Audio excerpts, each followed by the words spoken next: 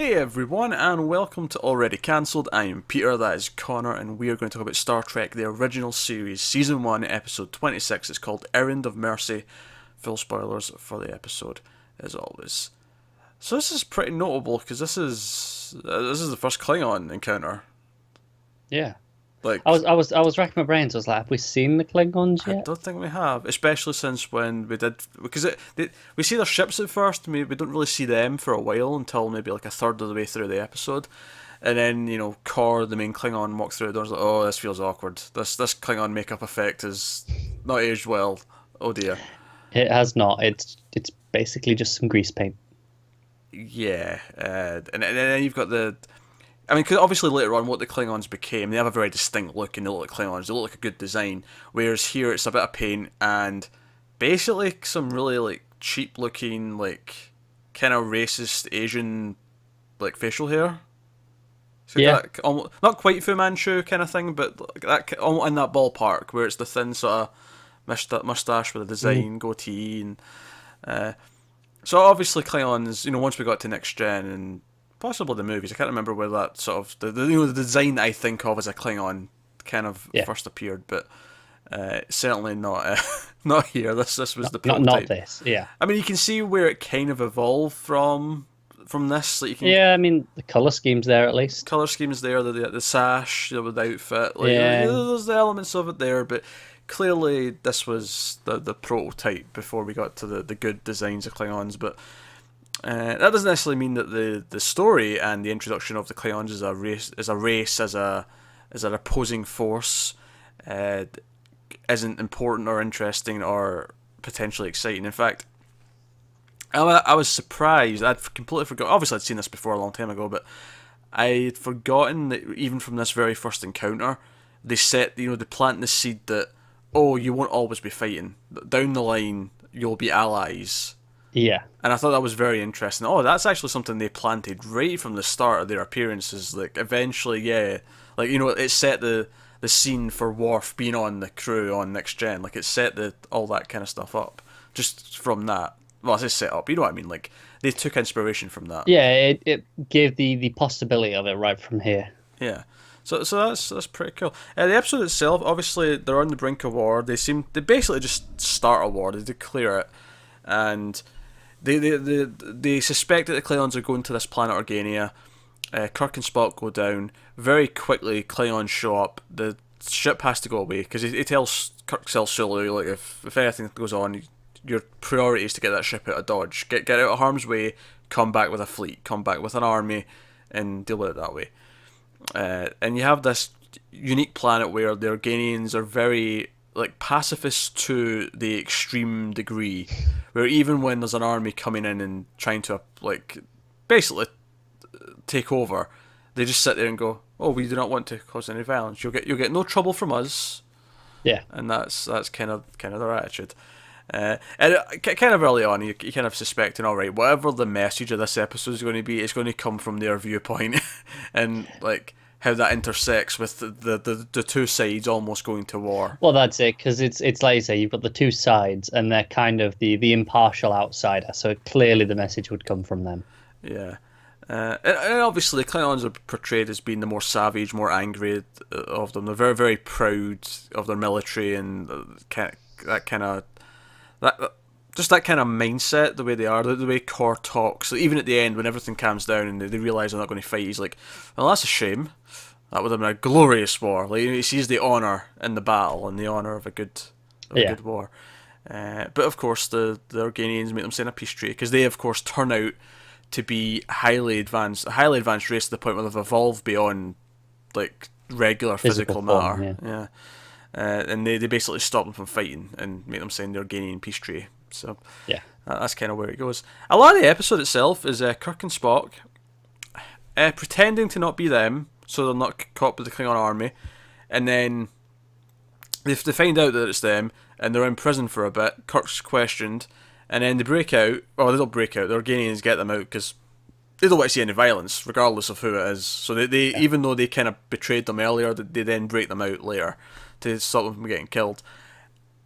And then they sort of storm they storm Kor's base, where he's sort of operating Yeah, out his of. his headquarters. And that's where we get the final confrontation, and that's kind of the whole episode. It's I don't think it's an amazing episode because it is kind of limited by a few factors. One, the Klingon designs are, as we said, are a bit rough.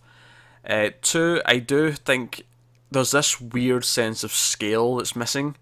Like they're constantly talking about killing 200 Organians. They get round up another 200, and I feel Yeah, like we never see anyone other than like the main. What? There's maybe 6 people in a room. we see a few extras outside, but it feels like a small village. It never feels like there's a world. Yeah, and we're told like obviously before the twist comes later on, it's like oh this almost primitive world. It's it's on its path to society, but it's not really there yet. So it feels like you say small gatherings, villages, not big cities or anything like that. And yeah, and arguably because it turns out to be kind of an illusion, like it's all kind of fake for show, so that anyone who lands there can comprehend where they are. It's for them to have a reference point. So you could argue that maybe because of that kind of gets away with it, but it's also just a case of it's the 60s, we've got a budget, and this is as much as we could show. I mean, that's the real reason for it. But it was when Corsair like, round up another 200, and I'm like, oh, is there that many people? Okay. Like it just, I never got that sense of scale, so that was kind of, and I do think there's a lot of some of the debates between Kirk and Kor are actually really good. It's this the ideologies, and it's the fact that like Kirk gets to the point where he is almost thirsty for war, and he actually catches himself at one point when he realizes that how thirsty he is for this fight. Yeah, it's the whole thing is showing they are like the two sides of the same coin. Like they are both very similar. They have different ideologies, but they're both quite similar in terms of their nature. In terms of their pride, in terms of their, the reason why they're fighting over territories is because they both see it as theirs. Yeah, Kind of idea, and yeah, so it sets up a lot of ideological things, and I think the messaging is strong in that sense. It's almost this idea of like, oh, the kids are fighting, so a parent steps in and breaks it up and says no, is basically what happens. And like Kirk's trying to argue like, but do we not have the right to settle our own disputes, to do our own things? Like, yeah, that'll get millions of people killed. Is it not better if someone with a higher power steps in and just says no? Peace now. Exactly, and again, still relevant today. This idea of having an intermediary in like now it's inter-country relationships. But obviously here it's portrayed as the different galactic federations. And, different species, different But it's still a topic that's relevant, today, right now. I mean, you have the US acting as peace brokers in certain countries as we speak. Yeah. I think that works well, but it's like, is this right? Is it wrong? But ultimately, he's like, yeah, but this avoids millions of deaths, and it's like, yeah, he's kind of got a point. Like, it reminds me a little bit of a speech that the Doctor made in Doctor Who last season. I think it was. Maybe it was 2 seasons ago. Yeah, the Zygon one. Yeah. About how it always ends at a table with deciding on peace, but let's just skip all the murder and just go straight to that part. Yeah. It kind of reminds me of that, where it's like, yeah, let's just skip all that. And there is kind of this hopeful thing at the end where he does say, like, yeah, eventually you will be allies, and they're like, well, I've not been allies with him. He smells. He's the worst. Basically. Yeah. He doesn't actually have these ridges yet, but he will be. In the future, they're going to have these ridges in their head and look stupid, look dumb, I wonder if there's like a in-universe plot reason for why they're different, or if they ever address it. I don't think there will be. I feel like it'll just be they redesigned it and they'll just pretend that was always. I mean, that's it. It might be a case of that, but I'm just wondering if they try and write in a reason, which I think is something that you see from fairly often. Yeah, maybe we'll see. It's like I say, I've seen one season of Next Gen, and Worf was on Deep Space Nine as well, so I see us getting a lot of Klingon mythology and exploration through those two shows quite happily, and I'm looking forward to that. Actually, I'm looking forward to expanding. Yeah, it'd be nice when we finally get there. Because I'm not sure how much more the Klingons actually appear in the original series. Yeah, I'm not sure. I could see them. I imagine a handful of times, just so that that when they go to the point where they get into these other shows and they're drawing Klingons. If it was just 1 or 2 appearances, they probably why pick them unless there was a handful already. I mean, you say that, but then look at Space Seed, one appearance, and that is true. Let's base a movie around him. So there's a precedence for it only being a one-time appearance, and then There is. and seeing potential and going, no, let's use that. But obviously, I mean, we might see them in 2 episodes into season 2 and be like, okay, right, they had them a few times and we got that idea. So no, I think it's as an entertaining episode, it's a little bit clunky because it is just Kirk and Spock. They feel very cut off from everyone else. And it does feel like it goes round in circles a little bit with them debating with the Organians about not interfering. To the point where, like, and sometimes it gets interesting where Kurt's kind of like, "Are you mad? You can protect yourselves. Blow up the stuff. Come on, we can do this." And but it does go in circles a little bit. It does feel like it kind of spins its wheels to a point. It does. So it does. I think ultimately it's kind of a. Obviously, we introduce Klingons. We have some good messaging, some good exploration of some stuff, but as an entertaining episode, it does feel. I mean, we've said this about a few episodes, but it does feel like this could have easily cut 10 minutes, and it would have lost nothing of worth. Yeah, that's true.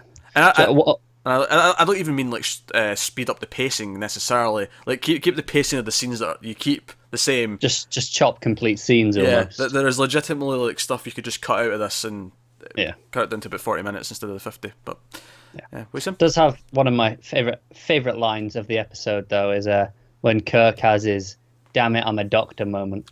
Oh yeah, I noticed that. Where he says, "Damn it, I'm a soldier, not a diplomat." Yeah, he doesn't say "damn it" though.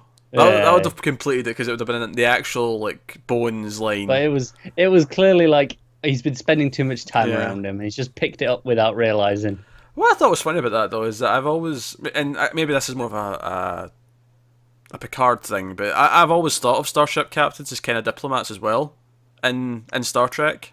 Yeah, and I think Kirk has shown himself to be a diplomat multiple times already. And maybe that shows though that he like because he feels like the Klingons have started this war, even his own bloodlust is getting in the way of like thinking like he should be and like what he normally would act. Yeah, maybe he's like, no, I need to be a soldier here rather than diplomat, even though normally he is. Because there's that moment with when they're still pretending that they're just part of the planet, and Kirk bumps into a Klingon and he's about to go and like Spock holds him back. He's like, did you actually believe I was going to pound his head in? And he's like, I thought it was a possibility. Yeah, you were right. And then he's like, oh, all right, okay. Yeah. Kirk's clearly in a bit of a mood. He may try something. Yeah, I did have a little bit of a problem with the ending as well, where so they're back on the ship and they're going, oh, we always think of ourselves as the most powerful beings, but now we see this and it's clear we're not. And I'm like, yeah, did the last 25 episodes not give you a clue about that? We've had like 3 or 4 episodes where some it's just pure straight up gods. Yeah, it's been a few times, and I know these were shot in a different order, but it wasn't that different. It wasn't that out of order that this was early. I don't think. No, there's no way this was before at least 1 or 2 of those.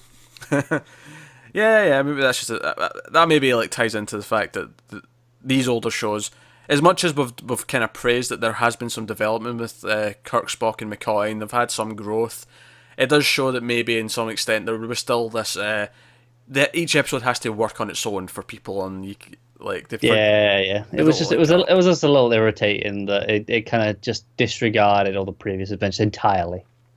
I'll tell you what I thought was weird, how they showed us the first Klingons, because Kor's early on, like when he comes through the door and that's like a proper entrance and that feels like a big moment, but before that, like when it cuts, it's basically after what would have been an ad break, where it just cuts back down to the planet and Kirk's explaining, oh, now the Klingons have occupied Organia. And we just see this like group of Klingons walking around, and because obviously Kor's had a lot more effort put into his makeup and stuff because he's the leader, and some of these extras, they're just painted basically. And the first shot of Klingons we get are a group of just these really crappy extras walking past the camera as if it's nothing. At a glance, you probably wouldn't even realise that they're supposed to be a different race unless you're told. Well, yeah, you're told over the. Just for the fact that they're in uniform and he's like, oh, they've occupied the city now, and it's like, all right, okay. If you just glanced at them, you might not realise. Yeah, you'd be like, why are they wearing paint? Yeah. Yeah.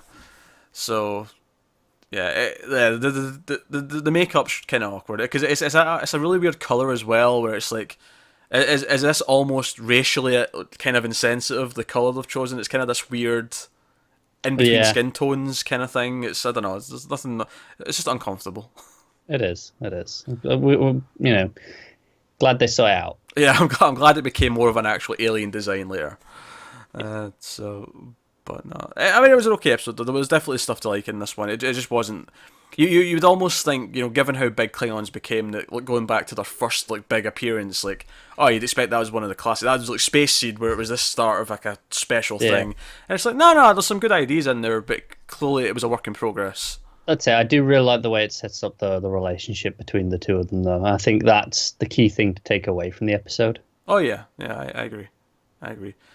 And I wonder, is it another godlike power almost? Because I mean, even Kirk compares them at the end, or is it Spock who says, even gods didn't just appear overnight. Like something grew to become a god. And I'm like, right, so is this another godlike being we're never going to mention again? Like how many? We're racking them up. Well, that's it. Even in this episode, they disregard the other godlike beings. It's like, okay. I will praise so hard if, like, season 4 of Voyager, like, references one of these god beings. We're never going to remember it. Like, we're going to have to look up trivia to remember, because we're not going to remember these one-off characters from this season. When we're no chance. 8 seasons. I'll be further than that for season 4 of Voyager, but like, that'll be so far in the distance. Yeah, but it'll be it's a long time away yet. Yeah. It's nice to know we're nearly at the end of the first season, though. A few episodes left. 3 or 4 left, I think. Yeah, 3. Yeah, that was 26. Yeah. Yeah. So we've got 3 left. And we're at season 2. I'm really looking forward to working through Next Gen. So I'm like, as much as I'm enjoying TOS, I've seen the good TOS before. I mean, I've not seen season 3 before, but everything I've heard is that that's going to be a rough patch. Yeah. So we'll see. But I am looking forward to getting to Next Gen and getting to that me, because I know Next Gen and Deep Space Nine are widely considered kind of favourites amongst fans. So Deep Space Nine as well, because Deep Space Nine is a completely different kind of setup because it's a space station. Yeah, so it's not traveling around. It's just changes it entirely, doesn't it? Yeah. So I think that one's more serialized as a result, especially later seasons. Okay. So I'm curious to see how that shapes up. It's more of a conventional show, I guess, in that sense, where you have a key location, you stay there. Yeah. But to be fair, I mean, arguably Star Trek's kind of because they're always on the ship. Yeah. I mean, they have some locations, but so much of it's on that bridge that it kind of feels that way. Anyway. Yeah, I just mean in the sense that you're going to all these planets each time, and it's like, okay, so this episode is on that one, whereas on that everything's in the one place. Yeah. Well, I guess it's who's visiting the station is maybe more what separates the episodes. But anyway, we're off into a tangent about Deep Space Nine. So that is this week's Star Trek. Let us know what you thought of the episode in the comments below. Like, subscribe, all that stuff. Helps us out a lot. Get us on Twitter at mailed_fuzz for channel updates. If you head over to patreon.com/mailedfuzztv, you can see some of the bonuses that are on offer over there. If you want to support the channel, help out and keep us doing what we do. Obviously, one of the perks is you get these Star Trek episode reviews a week early. So if you're watching this on the YouTubes, on public, the next one's already up on Patreon. So fun stuff. So check out that. And that is us. So thank you very much again once for watching. I said that sentence in the wrong order. That was a weird phrase of time. It's getting late, people. Thank you very much for watching. Once again, that is us. Keep watching TV. We'll see you next time.